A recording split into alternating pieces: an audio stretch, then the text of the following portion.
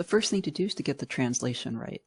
As we read through, we notice our conclusion indicator word there, and that tells us that we've got one premise and our conclusion. Next, we spot our operators. The premise will be a conditional,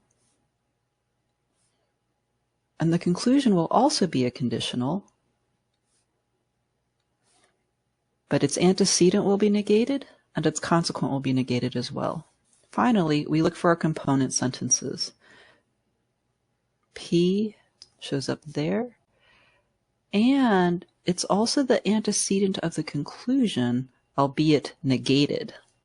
M shows up as the consequent of the premise, and again as the consequent of the conclusion, but negated.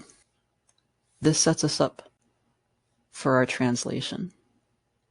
P, then M, therefore not P, then not M. And now we're ready to construct our truth table. With arguments, the premises get written first, and then a forward slash is used to indicate the separation between the premises and the conclusion. We identify the order of operations. With the premise, there's only one operator, so the horseshoe is computed first and is the main operator. With the conclusion, we've got three operators based on size of scope. The tildes get computed first, and the horseshoe gets computed last and is the main operator. Lastly, we figure out how many rows we'll need in this table. We've got 2 unique sentence letters, so that means we'll need 4 total rows. When we start assigning values, we start with the initial values to the basic components. The easiest way to do that is using the halvesies or alternating method. To do that, take your total number of rows and divide by half to determine the number of alternating T's and F's under your first sentence letter. So that would be 2 T's and 2 F's. Under your next sentence letter, divide by half again, which gives us 1, and alternate by 1 T and F.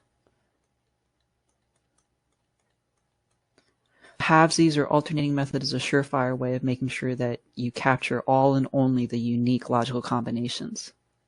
For repeated sentence letters, you'll copy over initial values.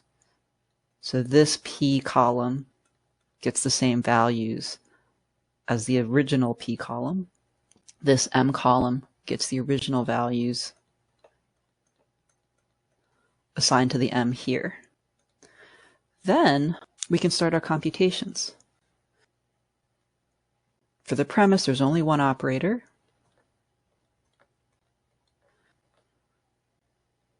For the conclusion, we start by computing the tildes, which just flips the truth value. And then we compute the value of the horseshoe. With complex compounds, remember to use the right columns for your inputs. The antecedent or left-hand side of the horseshoe takes this column, and the right-hand side or consequent uses this column. The value of the horseshoe under those conditions will be true, true, false, and true. And now we're ready to use our truth table for evaluation. It can be helpful to highlight the main connective column or somehow just make sure that your eye focuses in the right place.